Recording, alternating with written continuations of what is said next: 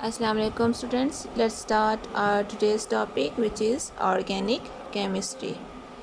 I hope you already know a little bit about organic chemistry as you studied in 9th class on its definition, that organic chemistry is the study of carbon atoms and hydrocarbons. And you already know that carbon has at least 4 valency. 4 valency means कि इसके outermost में 4 होते हैं, तो ऐसे मज़ीद का complete करने के लिए 4 ही रिक्वायर्ड होते हैं. तो ये मैक्सिमम 4 एटम्स के साथ रिएक्ट करके अपना आउटरमोस्ट कंप्लीट करता है. सो ये थोड़ी बहुत इंफॉर्मेशन थी. लेट्स स्टार्ट और today's chapter which is organic chemistry in detail. Organic chemistry जब भी आपके माइंड में आए तो ये 3 चीज़ों की स्टडी की जाती है. आप माइंड में रखिएगा. ऑर्गेनिक केमिस्ट्री क्या है? Study of hydrocarbons and the compounds which are covalently bonding, यानी hydrocarbons which are covalently bondings and hydrocarbons derivatives. ये 3 चीज़ें याद रखनी है आपने ऑर्गेनिक केमिस्ट्री में कि ऑर्गेनिक केमिस्ट्री क्या है. Study of hydrocarbons which are covalently bond and sometimes form derivatives of hydrocarbons by combining with other atoms.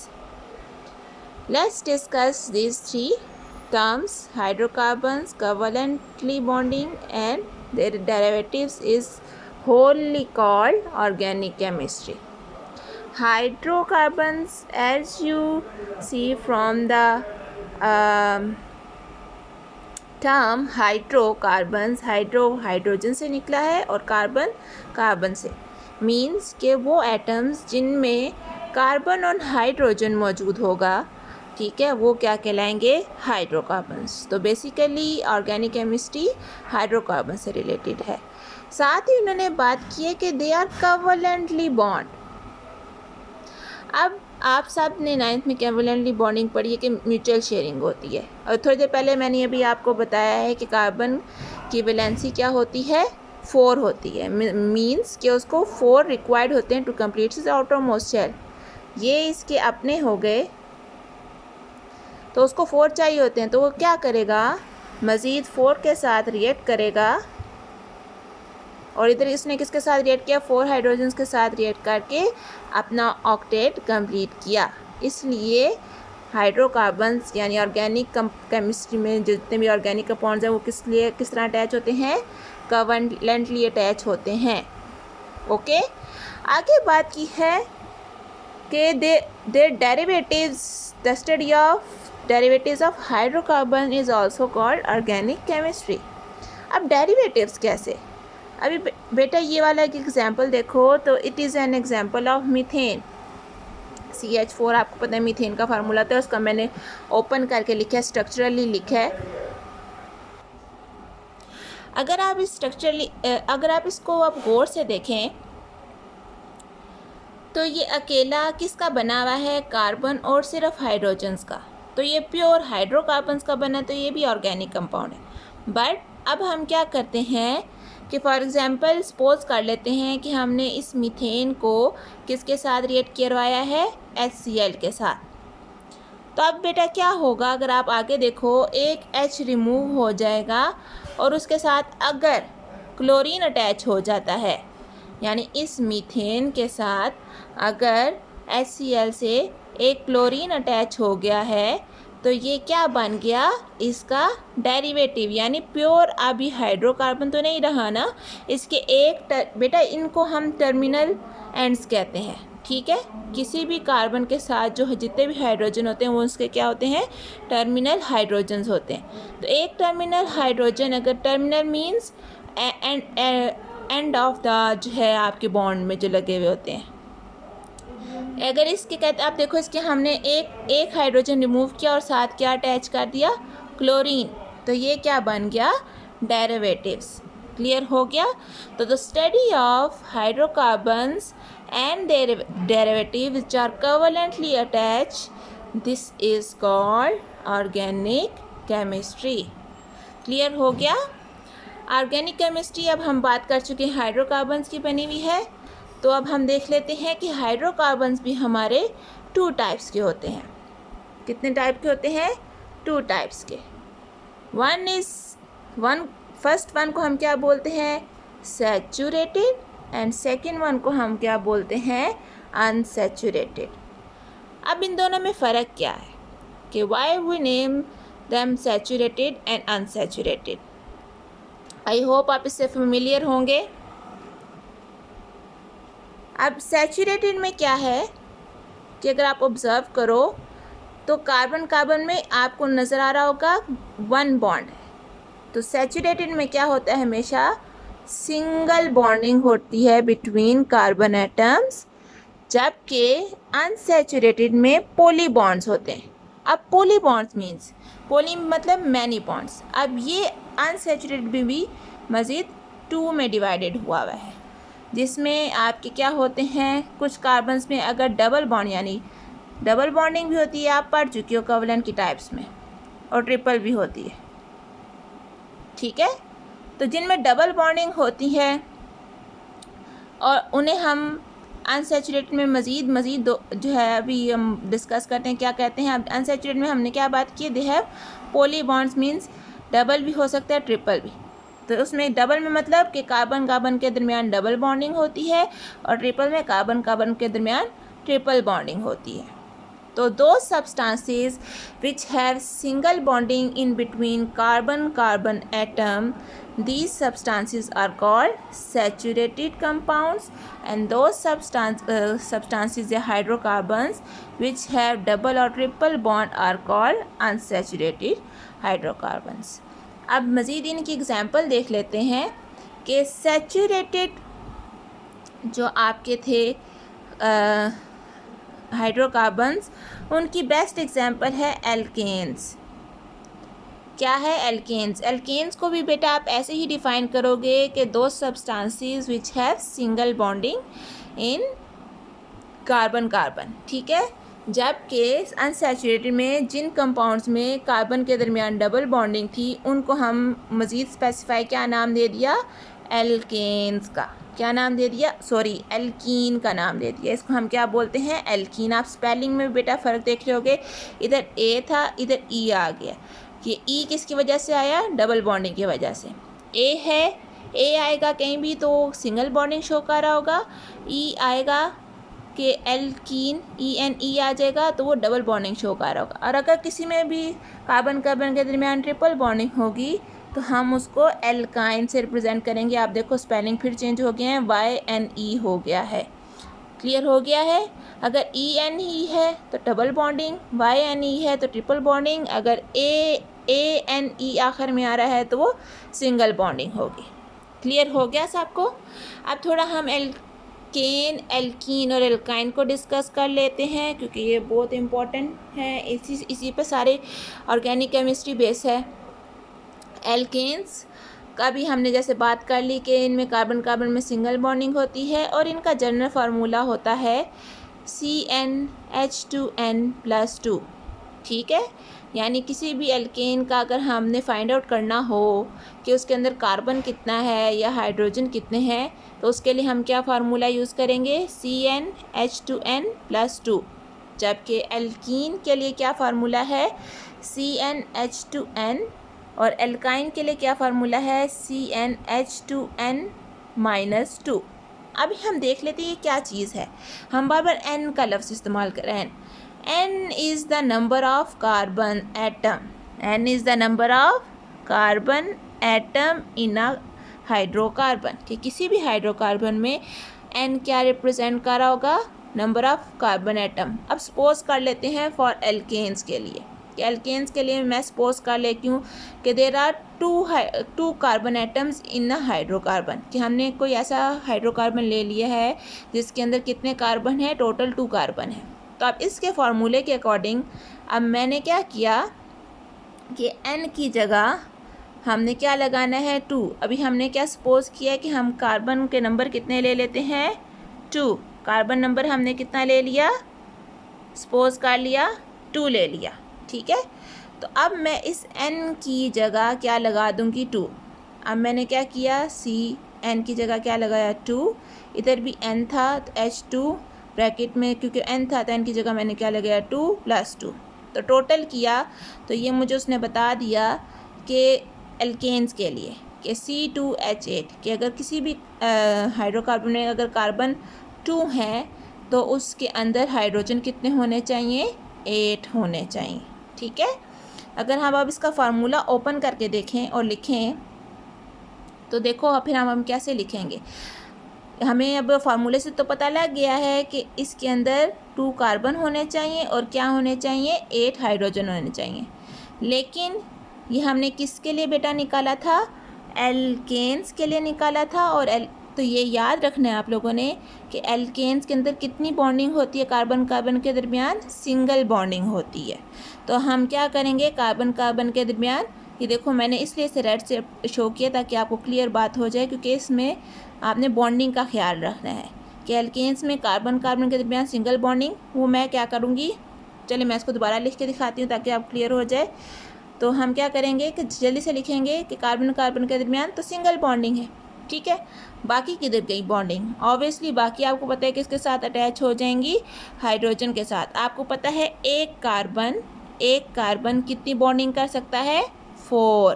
तो एक तो उसने इस कार्बन के साथ की हुई है, बाकी क्या हो जाएगा, 3 कार्बन्स के साथ अटैच हो जाएगा। ओ सॉरी, ये हो जाएगा 6 कि 2 2s are 4 हो जाएगा और +2 6 हो जाएगा।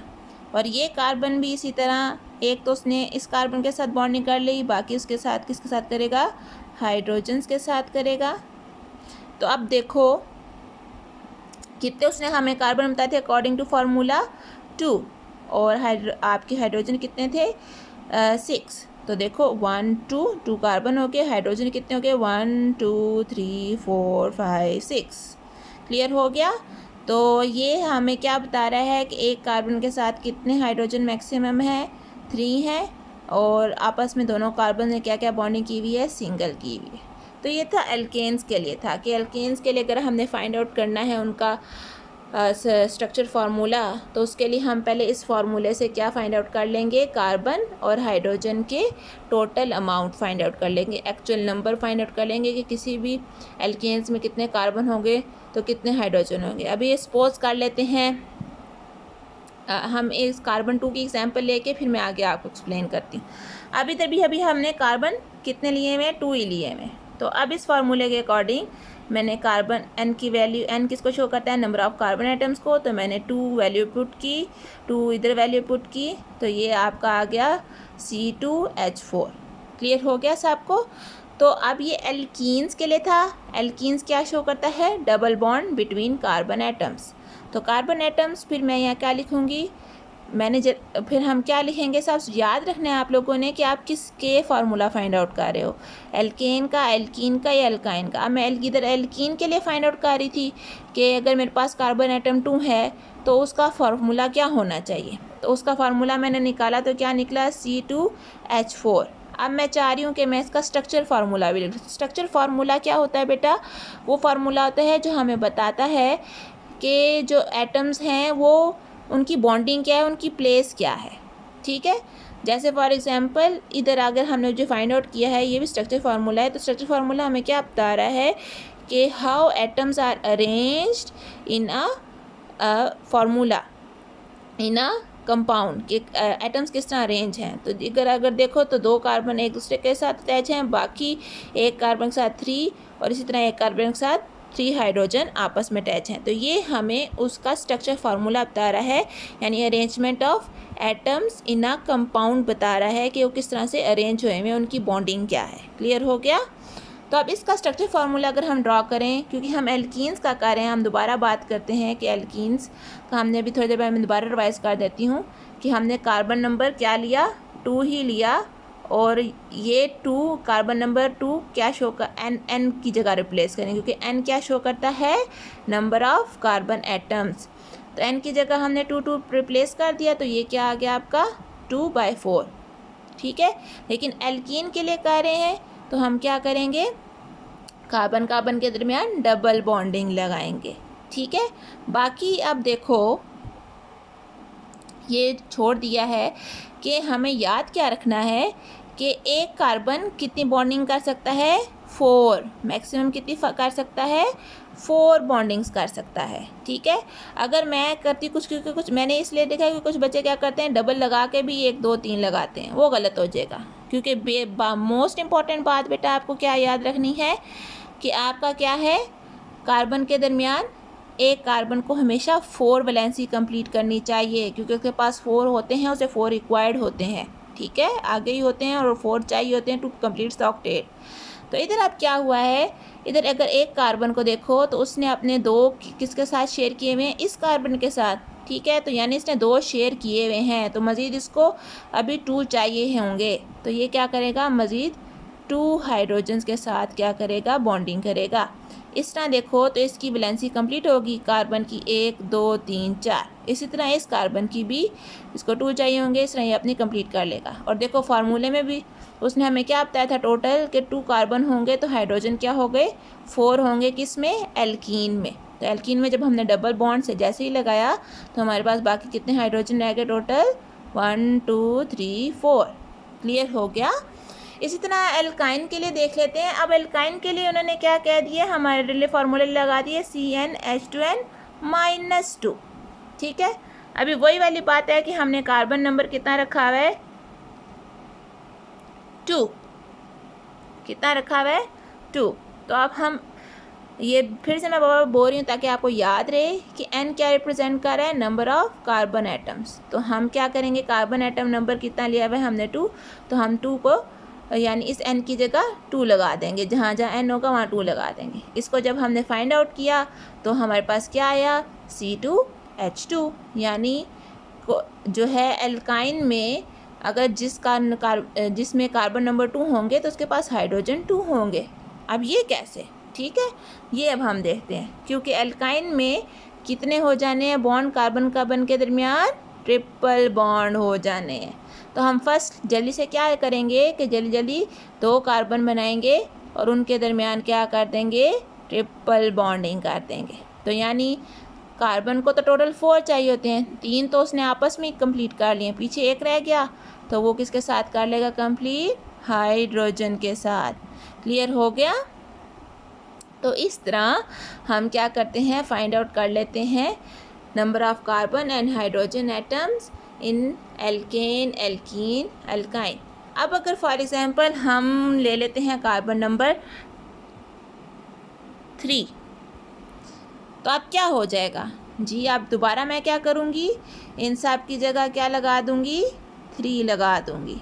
ठीक है, फार्मूला बेटा प्लीज़ याद कीजिएगा।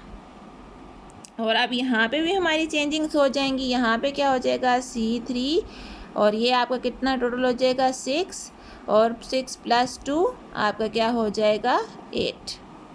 क्लियर हो गया। अब कार्बन कितने हैं, 3। कितने कार्बन हैं, 3। तो हमारे पास आगे 2 हैं, हम क्या करेंगे, मज़ीद अब इसके साथ एक और कार्बन अटैच कर देंगे। तो इन दोनों, इसकी देखो, इस कार्बन की क्या है, चलो मैं इसको मज़ीद दोबारा खोल कर बताती हूँ, क्योंकि कुछ बच्चे फिर इसको कंफ्यूज कर देते हैं। आप देखो फिर 3 कार्बन हो गए। ठीक है, 1 2 3। अब हर कार्बन को कितने चाहिए, यानी उन्होंने 4 कंप्लीट करने ही करने। अब इस फर्स्ट कार्बन को देखो तो इसने सिर्फ 1 अटैच किया हुआ है कार्बन के साथ, तो बाकी उसको 3 चाहिए, वो किसके साथ करेगा, हाइड्रोजन के साथ। ठीक है, जबकि इस कार्बन को देखो, सेकंड कार्बन को, तो इसके पास कितने हैं, 2। इसने इस कार्बन के साथ भी अपनी बॉन्डिंग की हुई है, इसके साथ भी कोवेलेंट बॉन्डिंग की है, तो इसके तो आगे यानी अपने पास 4 थे, मज़ीद 2 किए तो 6 हो गए, से मज़ीद 2 चाहिए। तो ये क्या करेगा, मज़ीद 2 हाइड्रोजन के साथ रिएक्ट करेगा, और ये क्या करेगा, इसी तरह इसके पास भी 1 है, तो ये बाकी 3 के साथ रिएक्ट करेगा। क्लियर हो गया सबको। तो इस तरह 1 2 3 4 5 6 7 8 आपके पास क्या हो जाएंगे, हाइड्रोजन, और 3 कार्बन हो जाएंगे। इस तरह ये हमें बता देता है कि इसका स्ट्रक्चर फार्मूला कैसे लिखना है। ये सिंपल इनका फार्मूला से जब हम फाइंड आउट करते हैं। क्लियर हो गया। अगर इधर देखो तो इधर भी हम क्या करते हैं, कार्बन नंबर 3 कर देते हैं, ठीक है। तो अब इधर भी जो है हमारा रिप्लेस हो जाएगा कार्बन, ये आपका 3 हो जाएगा और ये आपका क्या हो जाएगा 6 हो जाएगा। डबल बॉन्डिंग है आपकी, लेकिन कितने कार्बन होने चाहिए 3 अब होने चाहिए। तो आपकी मर्ज़ी है बेटा आप कि आप क्या करो कि इस कार्बन के साथ डबल बॉन्डिंग लिखो और इस कार्बन के साथ आगे एक मज़ीद एक कार्बन डाल दो तो ये 3 हो जाएगा, या फिर आपकी अपनी मर्ज़ी है कि इसके साथ डबल बॉन्डिंग डालो या इसके साथ डालो, कोई फ़र्क नहीं पड़ेगा। ठीक है। तो अब अगर हम देखें तो इस कार्बन के साथ इस दरमियान वाले कार्बन को देखो तो इसने कितनी बॉन्डिंग की हुई है 1 2 3, तो इसे सिर्फ मज़ीद एक चाहिए, तो ये सिर्फ एक हाइड्रोजन के साथ रिएक्ट करेगा। जबकि इस कार्बन की 1 2 है तो ये मज़ीद सिर्फ 2 हाइड्रोजन के साथ रिएक्ट करेगा। जबकि इस कार्बन ने आगे एक बॉन्डिंग की हुई थी तो ये मज़ीद कि फिर कितने हाइड्रोजन के साथ रिएक्ट करेगा 1 2 और 3। ठीक है। तो देखो हमारे पास टोटल कितने हाइड्रोजन हैं 1 2 3 4 5 6, और कितने टोटल कार्बन है 1 2 3। ठीक है। लेकिन इनके अंदर की अरेंजमेंट क्या है वो हमें किस तरह पता लगती है, इनके फार्मूले से पता लगी। फार्मूले से क्यों पता लगी, क्योंकि हमें पता है ये एल्कीन के लिए था तो एल्कीन में डबल बॉन्डिंग है। इसी तरह एल्काइन के लिए अगर हमने 3 कार्बन किया, ठीक है, तो ये 3 कार्बन क्या हो जाएगा आपका, इधर हम सारों में 3 3 लगा देते हैं तो ये आपका आ जाएगा 3 6 -2 कितना हो जाएगा आपका 4। ठीक है। तो यहाँ पे हम 3 कर लेते हैं, लेकिन किसी एक कार्बन में हमने ट्रिपल बॉन्डिंग देनी है। सब कार्बन में बेटा ट्रिपल बॉन्डिंग नहीं देनी होती, ये भी याद रखें। किसी एक कार्बन में यानी 2 कार्बनों में हमने ये ट्रिपल बॉन्डिंग शो करनी है एल्काइंस के लिए। किसके लिए, एल्काइंस के लिए ट्रिपल बॉन्डिंग किसी 2 कार्बन में शो करनी होती है। ठीक है। हमने इनमें शो कर दी तो इसमें ऑब्वियसली फिर एक ही होगी। तो अब इस कार्बन ने जैसे एक किया हुआ है बाकी फिर ये 3 के साथ करेगा। इस तरह इस कार्बन को देखो तो 1 2 3 4 इसने आगे ही कंप्लीट किया हुआ है तो इसमें हमें कोई हाइड्रोजन लगाना नहीं पड़ेगा। जबकि इसमें 1 2 3 है तो ये सिर्फ मज़ीद एक और हाइड्रोजन के साथ रिएक्ट करेगा। अब इनके एल्कीन और एल्काइंस के स्पेसिफिक नेम्स भी हैं, वो हम आगे डिस्कस करेंगे। अभी क्योंकि हम मेन बातें डिस्कस कर रहे थे, दोबारा से बात कर लेते हैं। ऑर्गेनिक केमिस्ट्री क्या है, study of hydrocarbons and their derivatives which are covalently bonding, जो कि हमने अच्छी तरह डिस्कस किया। उसके बाद हमने हाइड्रोकार्बन्स को डिस्कस किया कि हाइड्रोकार्बन मज़ीद 2 में डिवाइडेड है, आपके सैचुरेटेड और अनसैचुरेटेड में। सैचुरेटेड में सिंगल बॉन्डिंग होती है, अनसैचुरेटेड में पॉली बॉन्डिंग होती है। पॉली में डबल ट्रिपल भी आ जाते हैं। डबल वालों को एल्कीन और ट्रिपल वालों को एल्काइन कहते हैं। उनका मैंने आपको जनरल फार्मूला भी बताया और सारी चीज़ें एक्सप्लेन की।